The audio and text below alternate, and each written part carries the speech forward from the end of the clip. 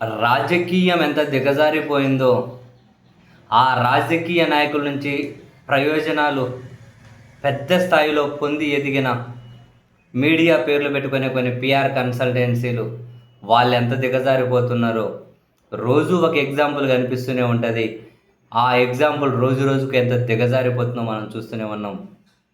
తాజాగా ఆ వారాంత పలుకులైన వీకెండ్ కమెంట్స్ను కనుక చూస్తే, జగన్మోహన్ రెడ్డి గారు చెబితే వైసీపీ నాయకులు, వైసీపీ మద్దతుదారులు, ఆయన అభిమానులు వాళ్ళ భార్యలను కూడా భార్యలు కాదు చెల్లెలు అని జగన్ చెబితే, ఇప్పటి నుంచి మీరు నా చెల్లెళ్ళే అని వాళ్ళకు మళ్ళీ పెళ్లి చేస్తారు. అసలు నీచం అనే పదం, అది మీడియా ముసుగులో.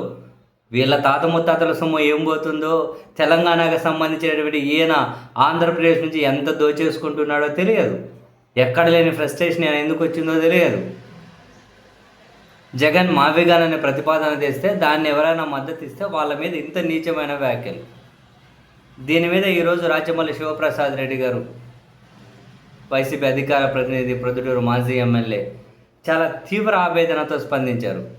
రాజకీయాలు ఇంతకు మించి దిగజారిపోవు అని చెబుతూనే ఇప్పుడు ఆయన చెబుతున్న మాటలు, నేను ఆయన పేరు పెట్టి పిలిచారు. నేను పేరు పెట్టి కానీ పిలవకూడదు, నేను ఒరే అని చెప్పి మాట్లాడాలి. సంస్కారం ఉంది కాబట్టి పేరు పెట్టి పిలిచి మాట్లాడుతూ ఉన్నా. ఆయన చెప్పిన మాటలు మా కడప భాషలో చెబుతా, ఎందుకంటే నాకు నైస్గా మాట్లాడడం తెలీదు.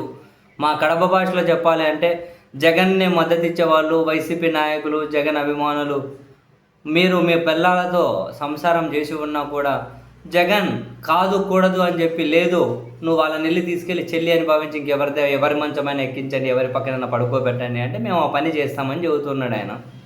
ఆ పని చేస్తామని చెప్పి చెబుతూ ఉన్నాడు డైరెక్ట్గా. అదే ఇంత నీచమైన మాటలు మాట్లాడుతూ ఉన్నాడు. కడుపు రగిలిపోతూ ఉంది. మామూలుగా అంటే మహిళలకు మద్దతుగా అందరం వెళ్ళి, పార్టీలకు అతీతంగా వెళ్ళి ఇతన్ని నాలుక కోసి ఉప్పు కారం పెట్టి ఊరగాయ పెట్టాలి. ఆ పని చేద్దామని మా నాయకుడు, మా అధ్యక్షుడు, మా సార్ జగన్ దగ్గర చెప్పామనుకోండి, ప్రజాస్వామ్యంలో ఉన్నాం అన్నీ పడదామని చెప్పి అంటాడు. సరే, ఆయన ప్రజాస్వామ్యంలో ఉన్నాం కదా, అన్నీ పడదామని చెప్పాడు కదా అని మేము ప్రజాస్వామ్య పద్ధతిలో వాళ్ళ స్టూడియో దగ్గరికి వెళ్ళేసి, వాళ్ళ ఛానల్ దగ్గరికి వెళ్ళి ఫ్లకార్లు పట్టుకొని గాంధీ పద్ధతిలో నిరసన వ్యక్తం చేసి ఇంటికి పోయినామనుకో, నా పిల్లం చెప్పు కాదు మెట్టు తీసుకొని కొడుతుంది. ఇంత మునమోపినా నేను పెళ్లి చేసుకున్నా, ఇట్లాంటి వద్దనా 33 ఏళ్ళు నేను కాపురం చేశాను అని చెప్పి మెట్టు తీసుకొని కొడుతుంది. వాళ్ళ ఒక 4 కోసి ఉప్పు కారం పెట్టి రాకుండా వాడు 33 ఏళ్ళ మన బంధాన్ని తీసుకెళ్ళి ఇంకెవరి దగ్గర పెళ్లి చేస్తాం, ఈరోజు పెళ్లి చేస్తాం, రేపు శోభనం అని చెప్పి పంపిమని చెబితే 4 కోసి ఊరగాయ పెట్టకుండా ప్రజాస్వామ్య పద్ధతి అని చెప్పి ఇంటికి వస్తామని మెట్టి తీసుకొని కొడుతుంది. ఇంటి దగ్గర భార్యతో మెట్టి దెబ్బలు తినలేము. జగన్ చెప్పినట్లు ఆ పని చేయలేము.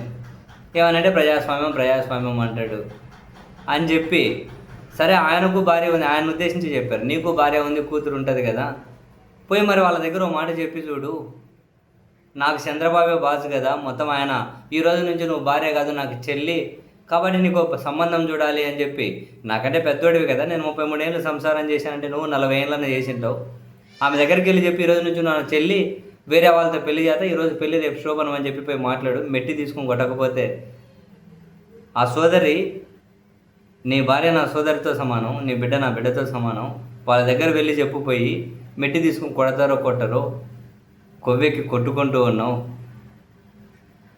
నీకు ఎంత ఓపికగా ఉందామన్నా అవన్నీ అయిపోతూ ఉన్నాయి. ఇంకోసారి ఇట్లాంటి కారు కూతలు కనుక కూసావనుకో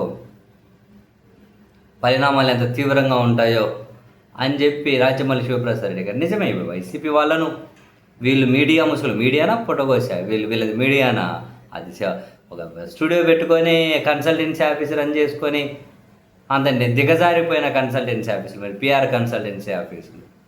ఎవడైనా మీడియా అనబడేవాడు ఇంత నీచమైన కమెంట్లు చేస్తాడా? అసలు వాళ్ళనివాడు మీడియా అంటాడు. కానీ ఒకవేళ ఎవడన్నా అనుకున్నా, ఇప్పుడు రాజకీయ నాయకుడు ఫ్రస్ట్రేషన్ గురై మాట్లాడుతున్నాడు, వానికి ప్రయోజనాలు ఉన్నాయంటే ఒక రకం, ఈ పుట్టగోసికలకు ఏం ప్రయోజనాలు ఉన్నాయి, ఎంత పెద్ద ప్రయోజనాలు ఉన్నాయో చూడండి.